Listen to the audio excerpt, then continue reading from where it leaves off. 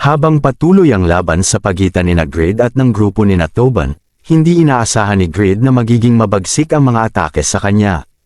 Nakasuot siya ng Holy Light Set, isang maalamat na armor na nagpapataas ng depensa laban sa pisikal at magic na pinsala, ngunit ramdam pa rin niya ang lakas ng mga atake ni Asuka at ng summon ni Black Teddy, ang White Bear. Naisip ni Grid na ang kanilang mataas na ranggo bilang mga manlalaro ang dahilan kaya malakas ang kanilang mga pinsala, ngunit nabahala siya sa epekto ng kanilang mga atake kahit suot niya ang makapangyarihang armor. Samantala, naguluhan si Toban habang pinagmamasdan ang laban. Hindi siya makapaniwala na si Grid, na kilala rin bilang Grid, ang nakatalo kay Pope Dravigo at nakakuha ng Holy Light Set. Sa kanyang isip, nagtataka siya kung paano nagawang mag-isa ni Grid na talunin ang isa sa pinakamalalakas na NPC. Ngunit sa kabila ng pagdududa, nakikita ni Toban ang pagkakataon na maaaring matulungan siya ni Grid sa kanilang misyon. Pilit namang pinigilan ni Toban sina Asuka at Black Teddy mula sa patuloy na pag-atake kay Grid. Ngunit hindi siya pinakinggan ng mga ito. Sinabi ni Asuka na siya ang Skull Helmet Guy, ang psychopath na pinag-uusapan ng marami, at natuwa siyang makaharap ito sa isang laban. Inutusan ni Black Teddy ang kanyang White Bear na protektahan si Asuka, at ginamit niya ang kanyang skill na Berserk upang palakasin ang White Bear. Binigyan nito ang summon ng immunity status sa loob ng 10 segundo at dinobol ang lahat ng stats nito, lalong nagpapahirap kay Grid sa laban. Habang nagpapatuloy ang laban, ginamit ni Grid ang kanyang skill na restraint upang pigilan ang White Bear na umatake sa loob ng 3 segundo. Nagulat si Black Teddy dahil kahit nasa Berserk mode ang White Bear, isang level 280 summon, ay nagawa pa rin itong pigilan ni Grid. Naisip ni Grid na kung sinimulan ng grupo ang labang ito, sila rin ang dapat tumapos nito. Samantala, umatake si Asuka gamit ang Sword Frenzy, na tumama kay Grid ng sunod-sunod, ngunit hindi siya natinag. Ipinakita ni Grid ang kanyang lakas sa pamamagitan ng Pagma's Sword Dance Link. Isang malakas at mabilis na combo na nagulat si Asuka sa lakas nito. Sa gitna ng tensyon, biglang nagbigay ng paliwanag si Toban kay Grid, sinasabing hindi niya intensyon ang atakihin ito. Ipinaliwanag niya na si Box, ang kanilang bagong guild member, ay isang linker na may kakayahang kontrolin ng mga tao gamit ang ultimate skill na Marionette. Si Box umano ang nagpilit kay Toban na atakihin si Grid, gamit ang kanyang kakayahan upang makontrol ang mga tao sa loob ng maikling oras. Nagulat si Grid sa sinabi ni Toban, at tinanong kung totoo bang layunin nitong patayin siya. Ipinagtapat ni Toban na ang kanyang quest ay patayin ang pumatay sa Pope at kunin ang Holy Light Set na suot ni Grid. Sa halip na labanan siya, humiling si Toban na bilhin na lamang ang armor set para matapos ang quest. Inalok ni Toban si Grid ng 6,000 gold, ngunit tumanggi si Grid sa alok na ito. Sinasabing ang halaga ng kanyang mga kagamitan ay mas mataas at hindi siya basta-basta papayag sa mababang presyo. Iminungkahi ni Grid na dapat itong bilhin ni Toban ng 2,000,000 gold bawat piraso ng armor, ngunit nagprotesta si Toban dahil sa taas ng halaga. Patuloy na nakiusap si Toban na ibaba ang presyo, subalit matatag si Grid sa kanyang pasya. Sa guild chat, sumenya si Box kay Toban na magkaisa na lamang sila sa pakikipaglaban kay Grid. Alam ni Toban na mahalaga ang quest sa kanya para makakuha ng SS rank na kagamitan, ngunit nahihirapan siyang magdesisyon kung tama bang kalabanin ang isang guildmate. Sa huli, nagkunwari si Toban na kinokontrol muli siya ni Box upang magkaroon siya ng dahilan na labanan si Grid nang hindi tuluyang nagtaksil sa guild. Habang nagpapanggap na kinokontrol, pinaigting pa ni Toban ang kanyang buff gamit ang Juder God skill. Naikinagulat ni Grid, nalaman ni Grid na mukhang wala na siyang ibang pagpipilian kundi labanan ang buong grupo. Si Box naman, na may interes sa pagiging hidden class changer ni Grid, ay sabik na makita ang tunay na lakas ng taong nakatalo sa mga higanti. Nagpatuloy ang matinding laban sa pagitan ni Grid at Asuka.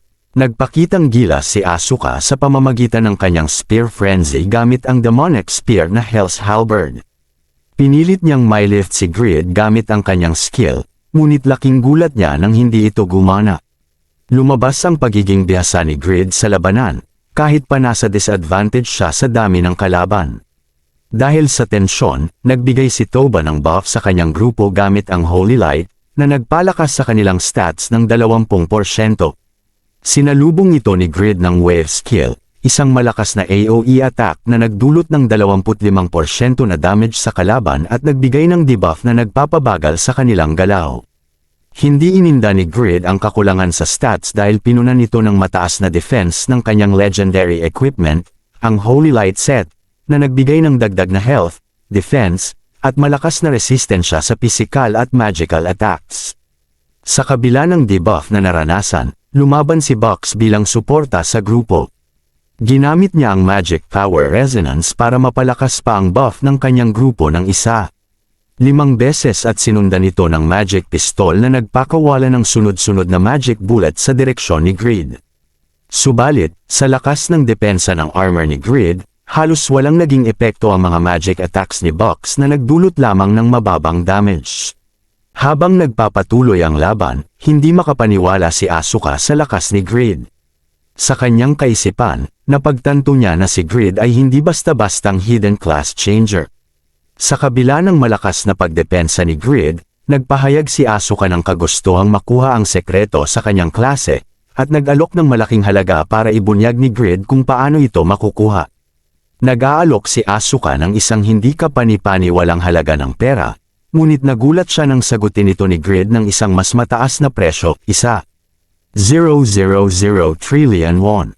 Are you insane? Ani Asuka, na hindi makapaniwala sa kahilingan ni Grid. Tinawanan lamang ito ni Grid at sinabing, hindi lahat ng bagay ay makukuha mo sa pera, lalo na ang pag-access sa isang natatanging klase. Pinaliwanag niya rin na ang lahat ng klase ay may kanya-kanyang pamamaraan upang makuha at hindi ito basta-basta ibabahagi. Nagpatuloy ang laban ni Grid at Asuka matapos tanggihan ni Grid ang alok ni Asuka. Sumugod ang mga kalaban, kasama sina Toban at Box, sa pagtatangkang makita ang buong lakas ni Grid bilang isang nakatagong klase. Gumamit si Grid ng Link para mag-counter, ngunit pinalakas ni Toban at Box si Asuka gamit ang mga buff, na nagpalakas pa sa Berserk mode ng Berserker. Gumamit si Asuka ng maraming armas, kabilang ang Hell Chains at Onslaught Greatsword, na nagdulot ng malaking pinsala kay Grid. Kahit mukhang malubha ang sitwasyon, napagtagumpayan ni Grid ang pinsala sa tulong ng kanyang mga item, na agad nagbalik ng kanyang health. Sumagot si Grid ng makapangyarihang kill, na agad nagpatamba kay Asuka at sa mga kasama niya. Iminungkahi ni Box na lumipat si Grid sa kanilang guild, ngunit walang awang tinapos ni Grid ang laban gamit ang Blacksmith's Rage. Pagkatapos, humingi ng tawad si Toban kay Grid dahil sa kanyang pagtataksil para sa sariling hanggaring lumakas at matapos ang kanyang quest. Tinanggap naman ni Grid ang kanyang paghingi ng tawad, ngunit binalaan siyang ipagsasabi ito sa guild kung hindi siya magbabayad bilang parusa. Samantala, sa SA Group, pinag-usapan ng mga lider ang kahalagahan ng kanilang tagumpay sa larong Satisfy at ang kanilang malaking impluensya sa ekonomiya ng Korea. Sinimulan nila ang talakayan tungkol sa isang nalalapit na internasyonal na kompetisyon na may kinalaman sa kanilang kumpanya at sa larong Satisfy. Isang mahalagang pulong ng SA Group, iminungkahi ng gobyerno ng Korea ang pag-host ng isang international tournament para sa larong Satisfy. Ang ideya ay ang bawat bansa ay magkakaroon ng koponang binubuo ng top 100 rankers mula sa Unified Rankings. Magiging pangunahing sponsor at tagapamahala ng kaganapan ang SA Group, habang ang pamahalaan ng Korea ang mangangasiwa. Gayunpaman, nagkaroon ng agam-agam ang ilang empleyado tungkol sa gastos at kung talagang kinakailangan ito, lalo na't marami ng pribadong mga torneo ang umiiral. Binigyang diin ni Operations Head Manager Yoon na ang malaking pagkakaiba sa bilang ng mga rankers mula sa bawat bansa, na nagdudulot ng kawalan ng balanse. Ipinunto rin niya na sa bilis ng pag-level up ng top rankers, malamang na umabot na sa third advancement ang ilan sa kanila bago pa man magsimula ang torneo. Dahil sa malaking agwat sa lakas sa pagitan ng second at third advancement users, masyadong magiging madaling hulaan ang resulta kung ang mga kalahok ay pipiliin lang mula sa rankings. Upang malutas ang isyu, iminungkahi ni Branch Manager Kim Ji-young na piliin ang mga kalahok batay sa mga quest sa halip na rankings lamang. Sa pamamagitan nito, magkakaroon ng lahat ng pantay na pagkakataon mula sa parehong panimulang linya, at magiging mas madali rin ang pamamahagi ng impormasyon at promosyon ng torneo.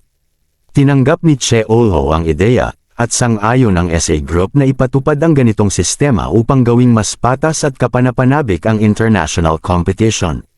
Sa Dominion Church, nagpunta si Grid para humingi ng pagpapala mula sa Diyos ng Dominion, isang banal na ritual na ibinibigay lamang sa isang tagasunod na may matibay na pananampalataya, isang beses sa isang taon. Si Rhonda, ang leader ng simbahan, ay nagdududa sa kahilingan ni Grid kahit padala niya ang rekomendasyon ni Isabel mula sa Rebecca Church. Subalit nang ipakilala siya ni Tobin, isang mataas na paladin mula sa Judah Church. Bilang ang taong tumalo kay Malakas at sa tiwaling Papa Vigo, nabigla si Rhonda. Kinikilala niya ang malaking nagawa ni Grid at, bilang tanda ng respeto, pinagkalooban siya ng pagpapala ng Dominion God. Habang pabalik sa Judah Church, sinamahan si Grid ni Tobin, ngunit itinakda ni Grid kay Tobin na isuot ang Malakas's cloak, isang gamit na may amoy na nakakaakit ng mga halimaw. Sa kanilang paglalakbay sa isang tirahan ng mga level 260 Griffin, sinamantala ni Grid ang cloak upang painitan si Tobin. Napilit pinaglaruan ang kanyang pagkabalisa habang siya naman ay nangangaso ng mga Griffin para sa kanilang mga mahahalagang piraso tulad ng balat at tendon. Biglang lumitaw ang isang mas malakas na kalaban, ang Griffin Leader, isang level 290 field boss. Naging aligaga si Tobin, alam niyang hindi nila kayang tumagal laban sa ganoong kalakas na halimaw. Ginamit ni Grid ang kanyang skill na kill, na pinahusay ng mga buff mula sa kanyang kagamitan at mga pagpapala. Isang napakalakas na atake ang ginawa niya, na may 1,800% attack power at tumama ng 5 beses dahil sa special effects ng Holy Light Gloves. Sa isang iglap, napatay niya ang Griffin Leader, na nakapagbigay ng mataas na experience at mga item. Nabigla si Tobin sa kapangyarihan ni Grid, dahil hindi niya akalaing ganoon katindi ang naging pagtaas ng lakas nito mula nang makalaban ang mga top rankers tulad ni na Box. Nang hingi si Tobin ng bahagi ng gantimpala ngunit tumanggi si Grid, pinapaalis siya habang may taglay na pagpaparusa para sa kanyang pagtalikod sa laban. Sa kabila ng pagdurusa ni Tobin, hindi pa niya alam na ang kanyang pagiging alipin ni Grid ay magdadala sa kanya ng mabuting kapalaran sa hinaharap. Samantala sa Winston, bilang pagkilala sa malaking kontribusyon ng Sedeca Guild sa pagprotekta sa bayan laban sa Yatan Church, ipinagkaloob ni Lady Irene kay Jeshuka ang titulo ng Baron at isang maliit na nayon na tinatawag na Byran. Sa isang bihirang sandali na ang 2 buwang puno ay nag-overlap, lumitaw ang isang tagong daan sa Briniche Shore. Dito natagpuan ni Euphemina ang landas patungo sa Siren Kingdom, isang lugar na matagal nang hinahanap sa mga alamat. Sa kabila ng kasiyahan sa pagiging unang nakadiskubre, nagpatuloy si Euphemina sa kanyang misyon, hanapin ang mga inapo ni Milf, isang dwarf na nag-asawa ng sirena, at makuha ang recipe para sa paggawa ng orbs na iniwan ni Mumad, alagad ng dakilang salamangkero na si Bram. Muli niyang naalala ang pangako niya kay Grid na dadalhin ang kaalamang iyon sa kanya. Samantala, sa Byran Village, nagrereklamo si Tun, isang miyembro ng Sedeca Guild, na ginamit lamang ang kanyang oras sa pagiging bantay ng nayon. Sa pakikipag-chat kay Box, nalaman niyang nakilala na ni Box ang taong tinatawag nilang Skullhead, ngunit nananatiling misteryoso ang tunay na pagkatao nito. Napansin nito na si Grid, isang simpleng panday mula sa Winston, ay biglang nag-level up ng husto. At napaisip siya na baka ito ang hinahanap nila. Sa parehong oras, abala si Jeshuka, ang leader ng guild at bagong baron ng Byran, sa pagpapalago ng nayon.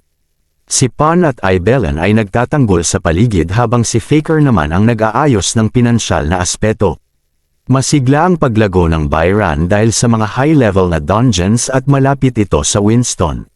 Subalit pansamantalang wala si Tobin, ang kanilang chief of staff, at pati si Grid ay hindi nagpapakita, naabala rin sa pagpapataas ng level. Alam ni Jeshuka ang kapangyarihang taglay ni Grid matapos niyang manahin ang mga kakayahan ng panday at mandirigma na si Pagma, kaya't sabik siyang makita ang pag-unlad nito. Matapos ang 4 na araw ng walang humpay na pangangaso, hinihiling ni Tobin na magpahinga sila ni Grid. Ngunit porsigido si Grid na maabot ang level 200 para sa Stats Awakening, na magbibigay ng malaking pagtaas sa lahat ng kanyang stats. Naiinis si Tobin dahil hindi siya nakakakuha ng experience sa pag-akit sa mga halimaw para kay Grid. Sa kabila ng hirap, natutunan ni Tobin na hindi nakuha ni Grid ang kanyang legendary class sa pamamagitan lamang ng swerte. Dumaan ito sa maraming pagsubok at sakripisyo. Pumayag si Grid na tumigil sila at pumunta sa Juder Church Sanctum upang tapusin ang blessing quest. Sa Sanctum, nakuha ni Grid ang mga blessing mula sa mga Diyos, na sina Goddess Rebecca, God Dominion, at God Juder. Ang mga ito ay nagbigay sa kanya ng 300% health recovery boost, 15% increase sa attack power, at 15% increase sa defense, mga biyayang malaking tulong sa kanyang laban. Habang kausap si Pascal, ang leader ng Juder Church, napansin ni Grid na handa itong makipagkasundo at walang balak na labanan siya.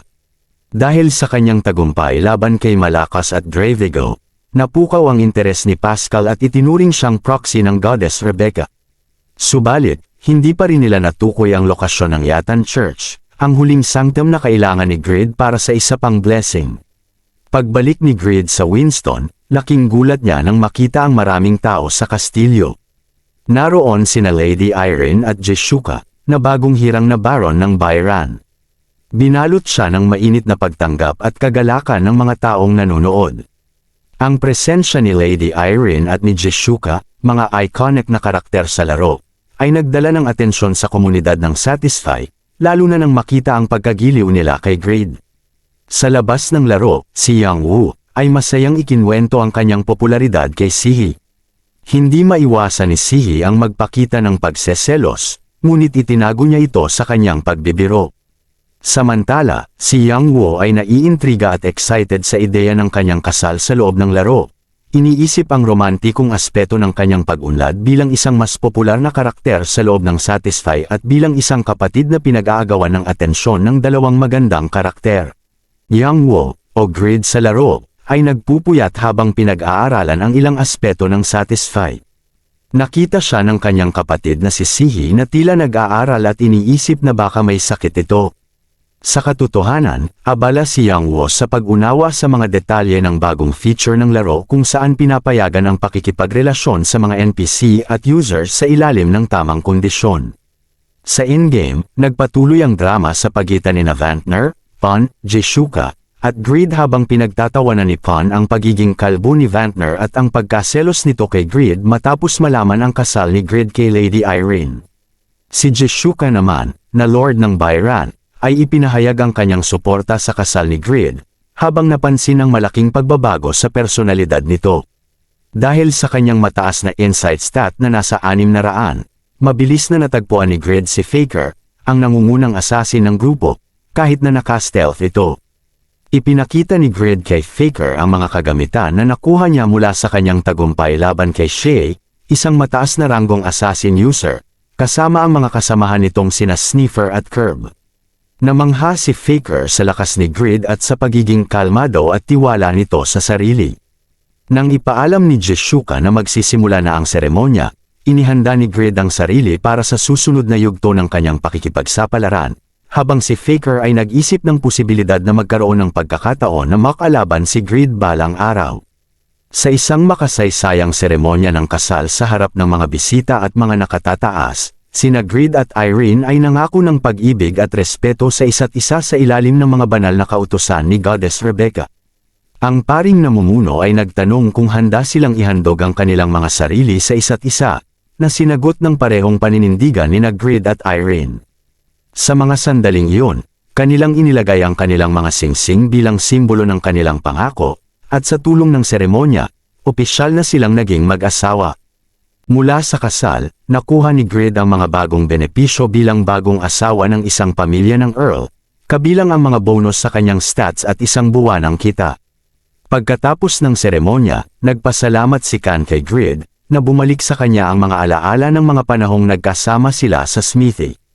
Pinuri ng Earl si Khan, na nagtatrabaho bilang isang mahusay na blacksmith, at ipinahayag ang kanyang respeto at pagkakaibigan kay Grid, na nagbigay sa kanila ng mga dahilan upang ipagdiwang ang kanilang tagumpay sa seremonya ng kasal. Nagtakda ang Earl ng isang malaking salo-salo para sa lahat, isang tanda ng pagsuporta sa bagong mag-asawa at sa kanilang hinaharap.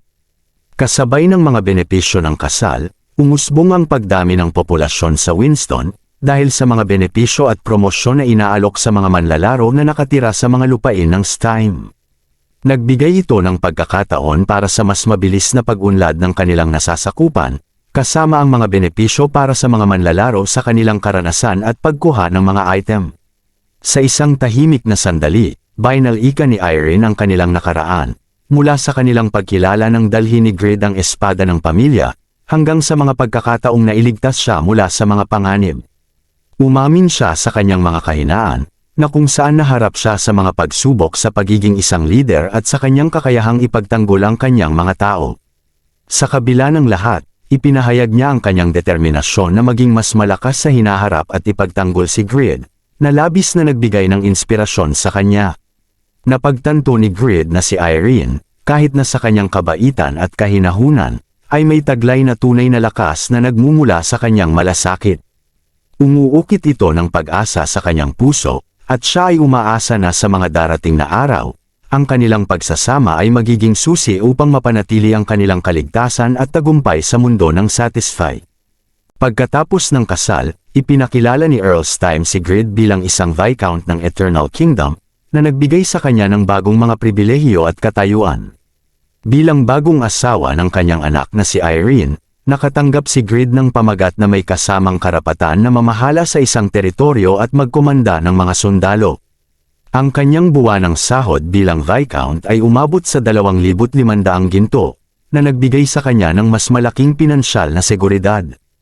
Habang nag-uusap, nagtanong si Earl Stime tungkol sa unang gabi ni Grid at Irene. Na ikinabigla ni Irene, si Grid, bagamat nahihiya, ay nagpasalamat sa kanyang asawa sa magandang karanasan na kanilang naranasan, kahit na siya'y na-frustrate sa limitasyong isang beses sa isang buwan na pagkilos. Sa kabila ng kanyang mga alalahanin, nagtakda si Grid ng layunin na protektahan si Irene mula sa mga panganib sa kanyang teritoryo. Isang bahagi ng kanyang plano ay ang pagpunta sa Byron Forest upang talunin ang isang bantay na nagdudulot ng banta sa mga tao ni Irene. Nais niyang makakuha ng tulong mula sa mga sundalo ni Irene upang mas mapalakas ang kanyang pagkakataong magtagumpay sa misyon. Sa kabila ng mga bagong responsibilidad bilang isang Viscount, ang layunin ni Grid ay ang patunayan ang kanyang halaga at ang kanyang pangako sa kaligtasan at kasiyahan ni Irene. Matapos ang kanilang pagsasanay, tinawag ng mga sundalo ng 13th Hundredman Unit si Captain Judd at ang kanilang bagong Viscount, si Grid. Ang mga sundalong ito ay mas malakas kaysa sa karaniwang sundalo ng Winston, at nagtataka sila kung bakit sila pinatawag. Si Grid, na tumanggap ng isang espesyal na espada mula kay Irene, ay nagpasya na suriin ang mga kakayahan ng mga sundalo bago ang kanilang expedition. Gamit ang kapangyarihan ng kanyang espada, nakakuha siya ng detalyadong impormasyon tungkol sa mga sundalo. Nalaman niya ang mga pangalan at kasanayan ni Romeo, Deck, at Judd. Si Romeo, ang pinakamalakas sa kanila, ay may mga kakayahan sa pakikipaglaban. At nangunguna bilang isang knight ni Irene. Si Deck naman ay may mahusay na kasanayan sa pag-unawa sa mga sitwasyon, habang si Judd, kahit na kulang sa talino, ay may malaking potensyal na lumakas. Nagpahayag si Grid ng kanyang plano na huntingin ang guardian ng Byron Forest kasama ang kanilang bilang na 100 sundalo, sa kabila ng mga alalahanin ni Romeo na mahirap itong gawin. Sa kabila ng kanyang tiwala sa kanyang sariling kakayahan at layunin na makuha ang Blue Orichalcum, nagdesisyon si Grid na hindi isama ang mga miyembro ng Seneca Guild at kumilos kasama lamang ang kanyang mga sundalo. Habang nag-iisip si Vantner tungkol sa pagkakaabala ni Grid matapos ang kanyang kasal, sinabi ni Jessica na hindi ito ghosting at nagpaplanong manghuli ng guardian ng forest. Si Toban ay nagtanong kung ano ang hinahanap ni Grid, habang si Vantner ay nagreklamo na hindi siya nagbigay ng impormasyon. Sinabi ni Jessica na malalaman din ni Grid ang halaga ng guild pagkatapos ng raid. Makalipas ang 4 na araw, ang mga sundalo ay pagod na mula sa pakikibaka sa mga halimaw sa Grey Forest. Si Romeo, isang knight, ay nagulat kay Grid na may nakakahawang bulaklak na nagpapahirap sa kanilang pag-usad. Nais ni Grid na ipagpatuloy ang laban kahit na ang mga sundalo ay nag-aalala sa panganib. Napansin ni Grid ang pagiging matatag ni Judd, ang captain na may mababang talino ngunit mataas na potensyal. Sa gitna ng labanan, si Jude ay nahulog sa panganib at nahirapan dahil sa nakakalaso na fog. Gayunpaman, agad na ginamit ni Grid ang kanyang kakayahan upang mapuksa ang mga halimaw at alisin ang panganib. Nagbigay siya ng potions kay Jude bilang pag-iingat at nagbigay ng mga tagubilin sa mga sundalo upang magtulungan at magpatuloy sa laban. Samantala, nag-usap si Vantner at Jishuka tungkol sa nakaraan nilang karanasan sa pag-atake sa Guardian.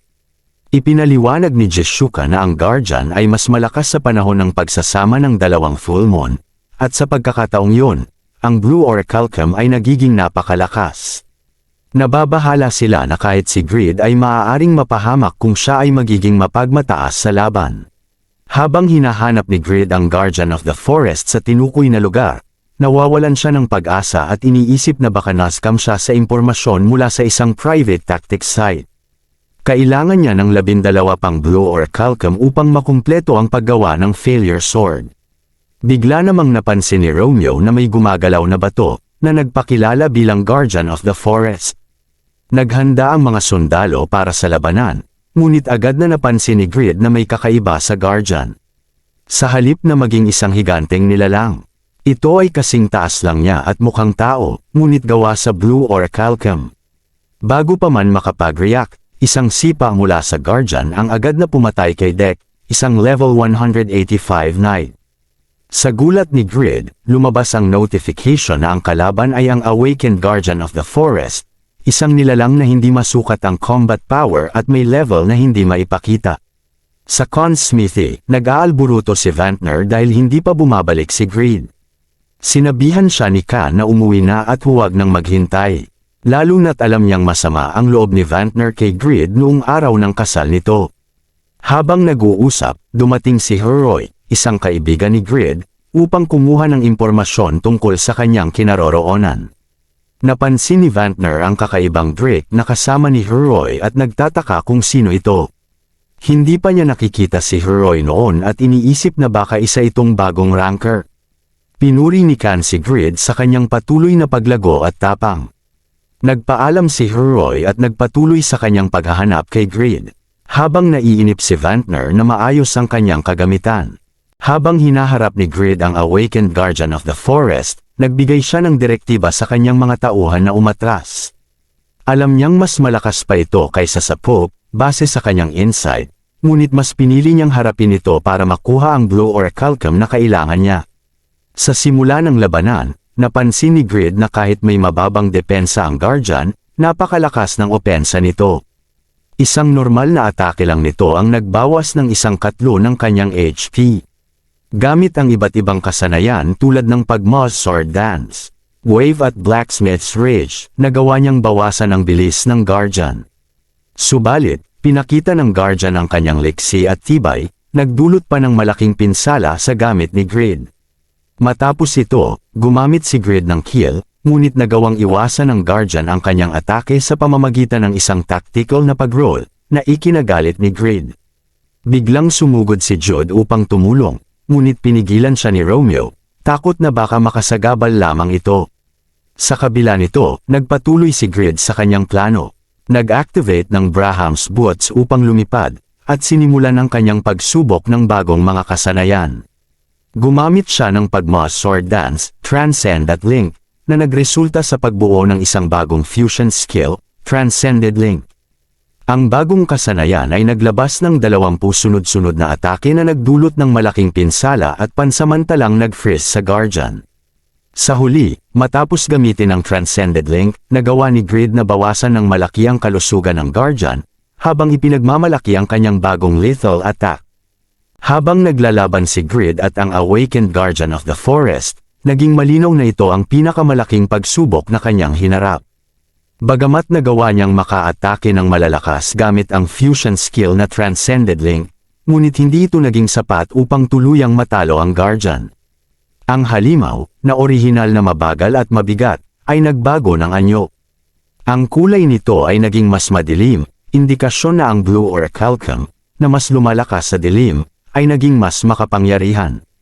Ang lakas at bilis nito ay tumaas ng husto, at ang depensa nito ay pinalakas ng mineral na nagbibigay sa kanya ng proteksyon sa likod.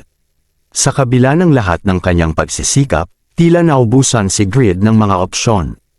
Ang 5 Dainsleif reproduction, na gawa sa pinakamataas na uri ng black iron, ay mabilis na nabawasab ang durability. Kahit ang Pavranium ay naparalisa ng malalakas na shockwave na atake ng Guardian. Ang bawat galaw ng halimaw ay parang isang lindol na nagpapabagsak sa lahat ng nasa paligid. Sa puntong ito, si Grid ay mabilis na sinubukan na lumayo gamit ang fly skill, ngunit hindi siya basta-bastang makaligtas. Ang Guardian ay tila isang anino na hindi kayang takasan. Sa bawat pagtatangka niyang mag-recover, ang halimaw ay mabilis na sumusugod. Ang mga taktika ni Grid ay hindi gumagana.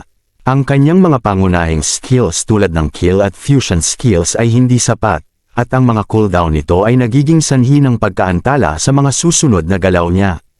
Ngunit sa kabila ng matinding pag-aalala, biglang nag-activate ang composure stat ni Grid. Sa gitna ng kaguluhan, napanatili niya ang kalma.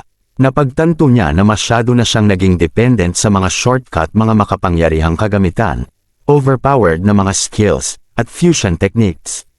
Nakalimutan niya ang tunay na essence ng laban.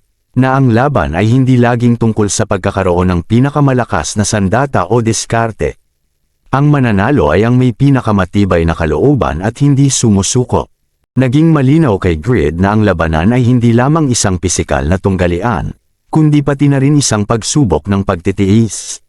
Ginamit niya ang Blacksmith's Rage upang madagdagan ang kanyang lakas, at sa kabila ng matinding pagod, hinarap niya ang Guardian. Ang bawat suntok at atake ng Guardian ay gumagawa ng malalaking pinsala, ngunit, bumabalik-bumalik ang health niya gamit ang mga passive effects ng kanyang Doran's Ring, Holy Light Armor at ang high-grade potions na patuloy niyang ginagamit upang manatiling buhay. Habang bumaba ang health ng Guardian, ang mga galaw nito ay nagiging mas marahas. Isang malakas na shockwave ang nagpadapa kay Grid, ngunit mabilis siyang bumangon. Alam niyang hindi na siya maaaring umatras. Sa mga huling segundo ng laban, nag-activate ang kanyang immortal skill, na nagbigay sa kanya ng immunity mula sa kamatayan sa loob ng 5 segundo. Sa pagkakataong ito, ginamit niya ang Pagmas Sword Dance, kill bilang kanyang final blow. Napasigaw si Grid na puno ng determinasyon at sinabing, "Buong buhay ko, lumalaban ako para sa imposible. Hindi ako sesuko ngayon." Sa huling yugto ng kanilang laban, natamba ang Guardian. Ang halimaw na tila imposibleng talunin ay bumagsak sa lupa, nag-iwan ng mga loot, kabilang na ang mga blue orichalcum na matagal nang inaasam ni Grid. Sa wakas, nagtagumpay siya. Habang nakatayo, napuno si Grid ng kasiyahan at pagod. Muli, pinatunayan niya na sa mundo ng Satisfy, hindi lamang kapangyarihan ang nagdadala ng tagumpay. Ang determinasyon, katalinuhan, at matibay na loob ang tunay na susi sa tagumpay. Sa isipan ni Grid, isa lamang ang nasa harap, ang paggawa ng failure, ang bagong sandatang magdadala sa kanya ng mas mataas pang tagumpay sa hinaharap.